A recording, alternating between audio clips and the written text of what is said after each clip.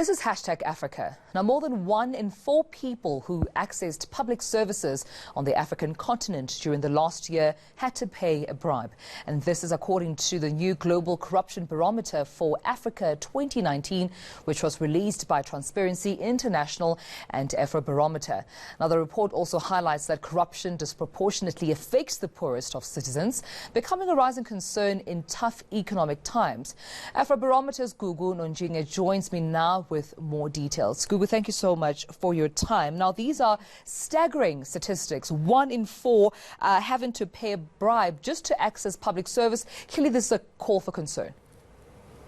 No, definitely. I think also one thing that the corruption barometer raises, as you've just mentioned, that it affects the poorest in our communities because they are twice as likely to pay a bribe to access these basic services. So, for example, such as your toilets in their communities, water and so forth. And one thing that for me strikes the most when it comes to these statistics or these numbers really is the level of trust amongst trusted institutions in the country. And if you see the data, it shows that police are the ones that are rated as most corrupt by citizens. And that, for me, does strike a chord because those are the most people that our citizens have a direct and actual link to when it comes to public institutions. And when taking a look at these particular cases, Gugu, are these perceptions of corruption or actual documented cases? These are just perceptions based on citizens, not just in South Africa, but across the continent, as you've just mentioned. So what Afrobarometer does really is to just get a snapshot of what's happening in each country based on what they're saying. And also the corruption perceptions by the citizens are based on their views and their experiences, not necessarily statistics that is accounted for, statistics that is reported on cases that is actually documented. But these are their feelings and these are their perceptions of corruption in their various communities and their countries, respectively. And because, of course, you were focusing on Africa as a continent and not just one particular region or country, did you find that perceptions differ in different parts of the continent?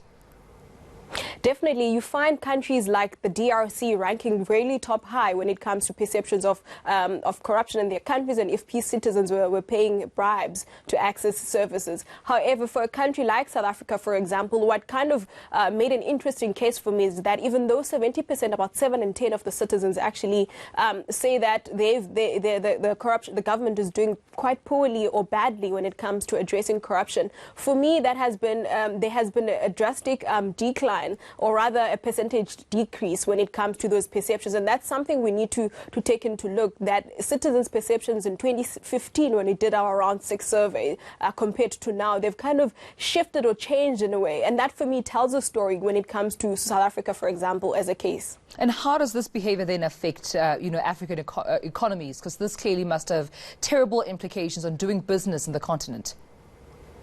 I think it also depends if we're looking at different contexts and different political climates of each country, not just in the region, but also across the continent. That does kind of affect or does kind of have an impact on the economy of each country and also the political landscape. But also, as I mentioned, it depends on the context of each country. If citizens actually trust the government less than they trust traditional leaders, for example, that sometimes tells a story in terms of how the government is being viewed by the citizens. I mean, these are governments or rather institutions that are employed or rather voted into power by citizens. So if citizens trust them less, so then it does sometimes speak to the democracy of the country, also does speak to civil liberties and political views of the citizens in the country.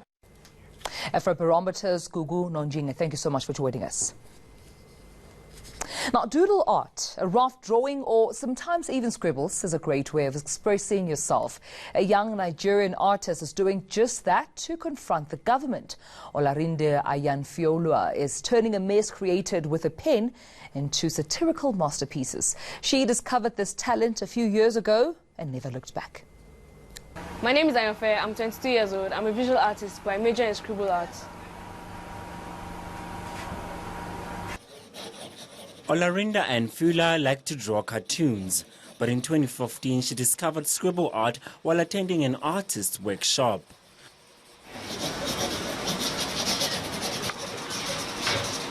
What starts out as distorted scribbles slowly shapes into portraits as well as cartoon and fantasy characters. I was really frustrated because there was so much pressure on me. So I just picked up a pen. That was the only thing I could find around me. Being that I was a pencil artist, I had to use pen to draw. So I was frustrated, and then I just started doing jaga jaga. And in my jaga jaga, I saw a face. I'm like, oh wow. Then I moved on from there. Her work highlights social challenges Nigerians face. Her Up Nepa series is a satirical collection about the regular power cuts in Nigeria. So I decided to tell one of the lies the government told us.